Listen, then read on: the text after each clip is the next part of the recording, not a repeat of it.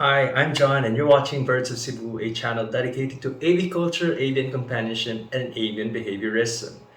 And for today's episode, I am going to be a tribute vlog for Alpha and Omega, who recently passed away because of a virus that entered their cage through wild birds that were able to get through. I've been setting this off for the longest time because I did not feel that I was a person of authority when it came to teaching about free flight. But what I'm going to do here today is share on how I arrived at that point where Alpha and Omega could fly outdoors and recall on command. So I'd like to start by sharing that Alpha and Omega came to me when they were very young. For Alpha, she was only 3 days old, and for Omega, he was already a few weeks old. But both of them were unweaned when they were in my care. So it's to say that they were raised by me, not by their parents, and they were familiar with human presence early on. However, their official training actually started only much later when I felt that they were ready for training. And at that time, for me, being ready was when they could fly. And I wasn't very experienced when it came to free flight training then. So I did not start with walk recall. I did not start with basic short distance recall. I waited for them to gain the ability to fly. And then that's when I started flight recall. Short distances from the perch to my hand, and extending this distance until I felt that they were stronger. So even if I did not start training very early on, I think that the bonding that we had was actually helpful in terms of making them know who I am and being connected to me so that training would go smoothly and they did not see me as a threat. Now, in the videos that you will see here, I reward them using the syringe, but around this time, they were already capable of eating solid food. I just found it easier to reward them with the syringe because they associate it with a positive experience, and it was something that was faster compared to giving them solid food, which they would take time to nibble on. They started their free flight training at around 4 months old. And truth be told, a lot of the trainers actually told me that I should already be flying them outdoors at a young age because that's the time when they're still very socially connected to you. They're very clingy towards you as the parent bird. And that means to recall them would be much better, or they will not wander off too much because they want to look for you. You are their safety place, their point of return. So I did not take that advice. I was the scared type. I was afraid that I was going to lose them. That was always my greatest fear, that they will fly off, I would lose them, and I'll never see them again. And looking back, I guess I should have trusted their ability more. At the same time, what was very vital was finding a good location to officially fly them outdoors. So I stopped free flight training for some time because I got busy and I had so many hesitations. And it was because of the community, the local community here in Cebu, formerly Majestic Wings, now turned Cebu Avian Trainers. It was them that inspired me to continue free flight training Alpha and Omega. There was a good location where we could train our birds. It wasn't a level 1 location, but it was the best we got. Cebu has very limited free flight locations, so that could explain why there's not a lot of people flying their birds here in Cebu. Now, Alpha and Omega, for them to build up towards that, I had to train them again indoors. I had to review all the skills before I would take them outdoors. But it was several months after I stopped free flight training. And let me tell you, it's interesting because even after they were like a year older, they were still able to do all the things that we were training for before. So birds have good memory. It's just a matter of recalling or reviewing all those things that they trained for. So after all those indoor trainings that I was doing at Alpha and Omega, at 7 months old, they finally got to try outdoor flying, but with a leash. I was still too scared to finally free flight them. I still had this hesitation of what they might do or where they might fly off to. And I guess it's all because I also lacked experience in terms of how birds handle first outdoor flights. So there was a lot of fear that was going on with me. And the flight outdoor was not very successful. The entanglement with the leash, it wasn't very smooth. Overall, I think the leashed outdoor training that I did with them was a failure. But I wouldn't say a total failure. I learned a lot from that experience. At the same time, it was a good opportunity for them to do weathering, getting familiar with the outdoor environment and not being scared about this whole new place that they're flying in. And just when I was ready to fly them outdoor with no leash, I stopped training. So for 3 months, I stopped free flight training. I was no longer doing the routinary schedule of reviewing the skills, getting them to strengthen their wing muscles. But there was still some bonding that was happening. We would fly inside the house, get them to play around because even if they were not outdoor free flighted, I just felt that they needed to have that active lifestyle even just inside the house. And this proved to be actually very important because the more they bonded with me, the more helpful it was for what I was to do with them later during the free flight outdoor. To be quite honest, there was a time that I thought I wouldn't free fly them anymore. I felt like it was much simpler and easier to just, train them in the house, train them for recall, and just bond with them like companion birds. But somehow, the community that I was part of inspired me. Their birds free flying, seeing them successfully getting their birds to explore the outdoors, I felt like I wanted to share this joyful experience with Alpha and Omega. So, I got to training again. Training consisted mainly of descending flight recalls because I know Alpha and Omega, their recall training was quite good already. I did not struggle with getting them to fly to me on command. What I struggled with was their descending recall because I would notice that they would overshoot, they couldn't land properly into my hand. And I think that's because they were not fit enough to do so. So descending recall is actually very challenging. And you will experience that yourself, especially if the birds overweight or they haven't flown in a long time. Aside from descending recall, I also did a lot of blind recall because I felt that this was a skill necessary for when we're outdoors. When the birds are in a situation where they cannot see me, they should be able to know how to fly to me just by hearing my cue. Finally, after all those months of training, Alpha and Omega are a little over 1 year old, and I took them outdoors. No leash, just basic recall outdoors. And it worked great for Omega. I finally got him to fly, free flight. He was an officially free flighted bird, but Alpha had an incident. She flew off, and it was because of a Brahmini kite that was flying by. It scared her, spooked her, and then she flew straight across the land. And I think that time she landed in a forest, in a mountain that was across where we were standing on. So it was a very scary experience, but Alpha and her social calls was very helpful. When I tried to find her, I easily found her because she was screaming for me. Though that experience scared me, it didn't necessarily discourage me from training Alpha to free flight because there were two things that happened that day.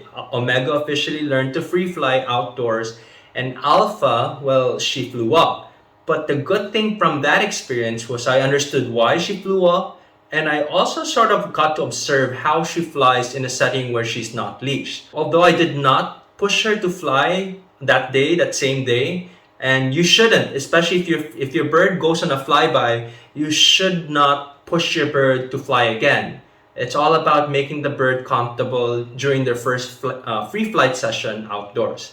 And a few months after that incident with Alpha, I took Alpha and Omega back to that site, and Alpha had her first free flight successfully with a very good recall back to me. So at that point, both Alpha and Omega were already free flighted. And let me tell you, this was a little over 1 year since their hatch date. So this tells you that it's not necessary that the birds have to be very young to be free flight trained. Free flight training can be for any age of the bird. It's just easier when they're younger. So I think what's very interesting about the first outdoor free flight is that after you get through that wall, through that barrier, you become more confident with flying them outdoors. I started taking Alpha and Omega to more advanced locations, and they were quite successful. There were only very few incidents where they got stuck for a bit, but I was able to easily retrieve them through recall. And I think that's important for any trainer out there is identifying locations for training your bird. You have to have a good location that sets up your bird for success. And aside from just finding good locations for free flight training, consistent training at home indoors is actually also important so that you know that your birds are still in good condition, that they are still responsive to your cues, so that before you fly outdoors, you will already notice if your bird is not very participative or there might be something wrong before you bring them to a free flight location. So indoor training, very important. 4 months after Alpha was officially free flighted outdoors, the Cebu Avian trainers became an official community.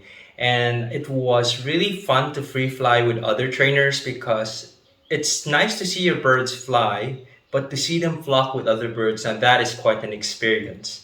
And Alpha and Omega, their recall was greatly improving every month that went by, and I was very happy with their progress. And this all sounds like a happy ending, and Alpha and Omega free flighted forever and ever, but the pandemic came. So with the pandemic, we were just back to indoor training. We were not allowed to leave the house. I couldn't drive off to the free flight location because if you recall from the early days of the pandemic, you were only allowed to go out for essential activities. And I'd like to share you a story of why it's important to have recall training for your birds even if they're not officially free flighted. Because during the pandemic, there was a time that I was not at my best health. So Alpha and Omega, after I fed them in the morning, I accidentally left their small cage door open. And that time they flew off. And at first I couldn't find where they were. But after calling them, they called back to me and I easily recalled them. So you see, it's not just for fun. It's not just for, doing something challenging with your bird. It's also helpful when it comes to retrieval that your bird knows how to do recall. I actually attempted to free flight Alpha and Omega inside our subdivision because we do have a nice area. The problem is we are what we're called an advanced location. There's so many blind spots. There's so many areas that they can fly off to and they wouldn't be able to see me. But I guess I took the risk. I was confident with their flight skills, and they actually proved to be quite effective in flying there. But somehow I didn't want to risk it any further because any slight deviation from their usual flying can lead them off to a fly off, which I wouldn't be very confident in retrieving them because of how the place is quite advanced.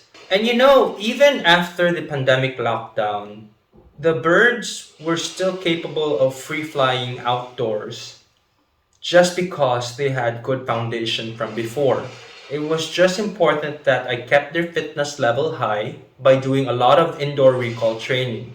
So this was not just so that I could train them for free flight outdoors again later, but like I said a while ago, if they get out of their cage accidentally, if they somehow got out without me knowing, I would still be able to recall them so long as I know where they are. So that was most vital, that they had the skills to come back to me if they accidentally got out. And this was not a one-time thing. It happened around 2 or 3 times, and each time, no problem retrieving them at all. So let's get a little bit species specific with Eclectus parrots for free flight. In my observation, the males tend to fly better than the females. There's just something about how Omega flew that I felt was more graceful, less effort compared to Alpha. Omega handled his glides very well, and he didn't struggle with descending recall compared to Alpha. Alpha, I could feel that her wing beats were heavier.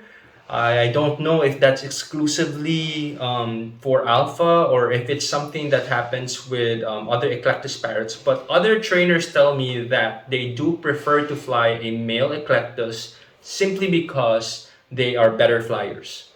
I also noticed the females tend to call out more than the males. Omega is actually a rather silent flyer, and Alpha, when she's flying, she's always screaming for me, and when she lands and she's not near me, she screams for me, which is actually quite helpful. It's kind of like an alarm system where I need to know where she is and she calls out.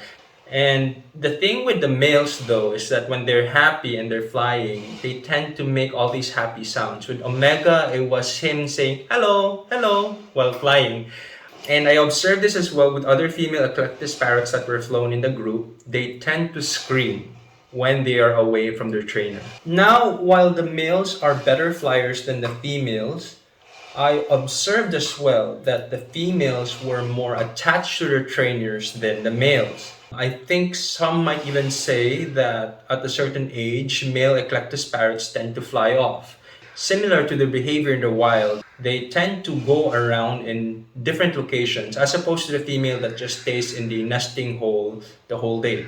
This is something that trainers are careful about with male Eclectus parrots. With the females, it's almost guaranteed that the females will always go back to their trainer. So you don't often see them flying off. It's just that they tend to stop flying faster than males. They are not as active as the males when it comes to free flight. And this might come off as a problem because you might end up with a bird that tree sits a lot, or if it finds a comfortable location, it might take some time to call them down. And I guess this is not exclusive to Eclectus parrots, but if they haven't flown that day, if it's their first flight of the day, they tend to have the zoomies.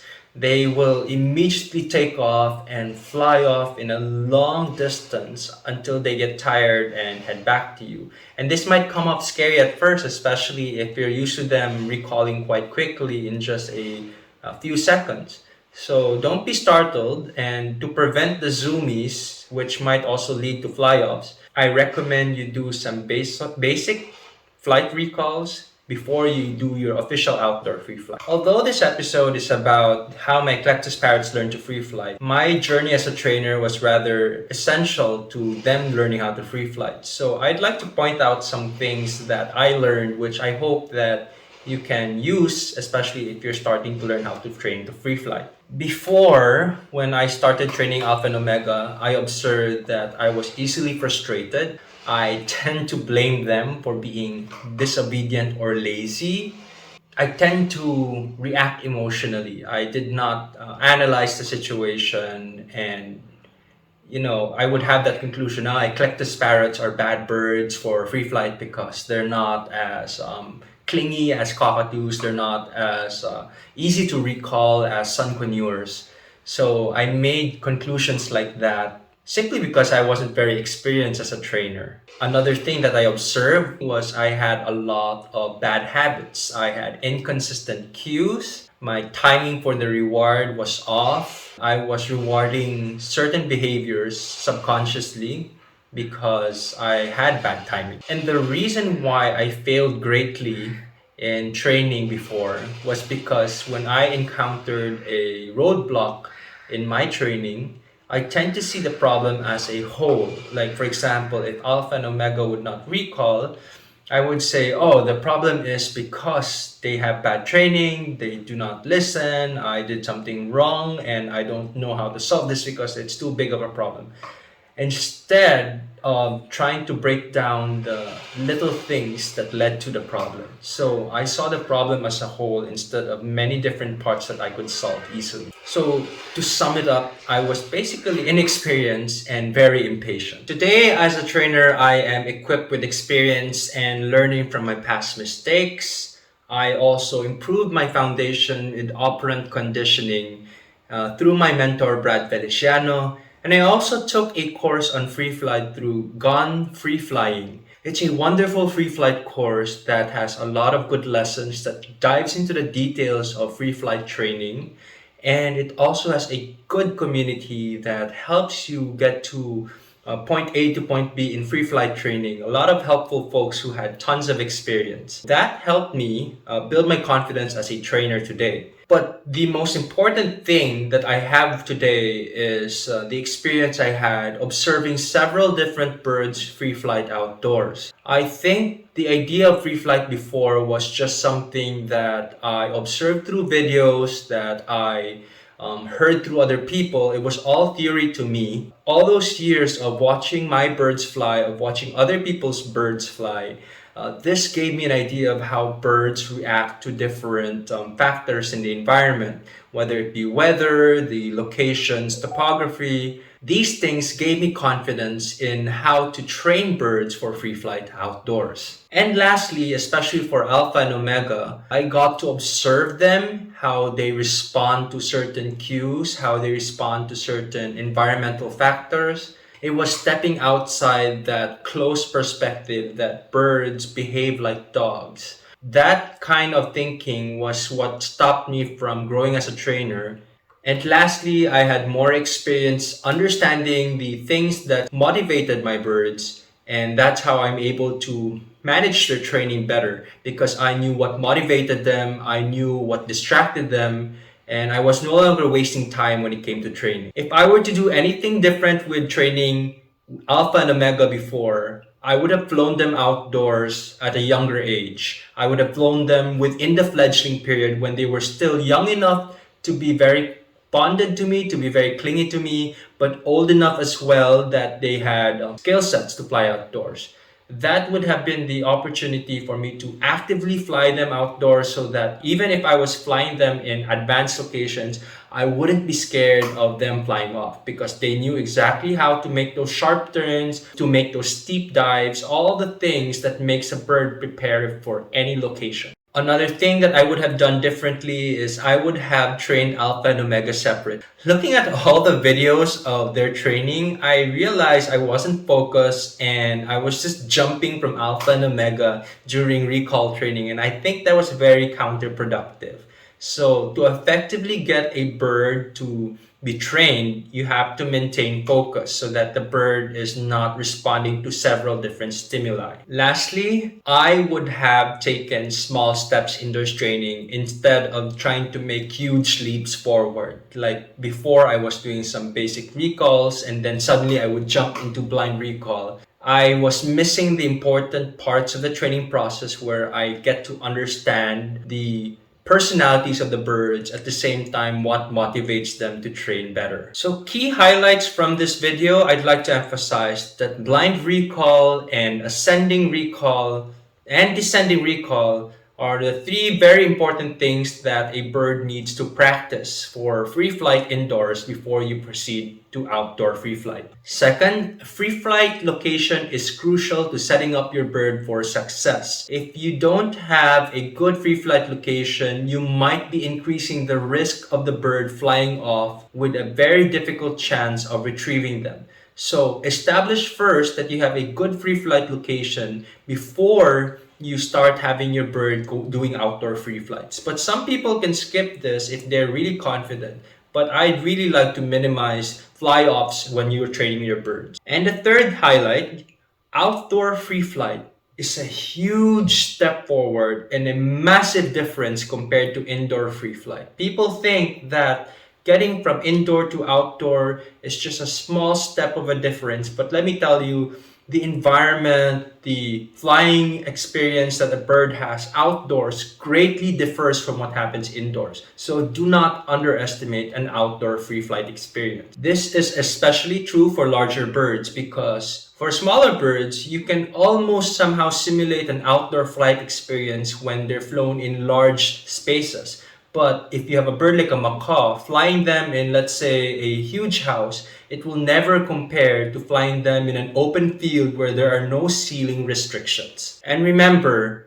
when it comes to training, it's not something that happens overnight that you will achieve success.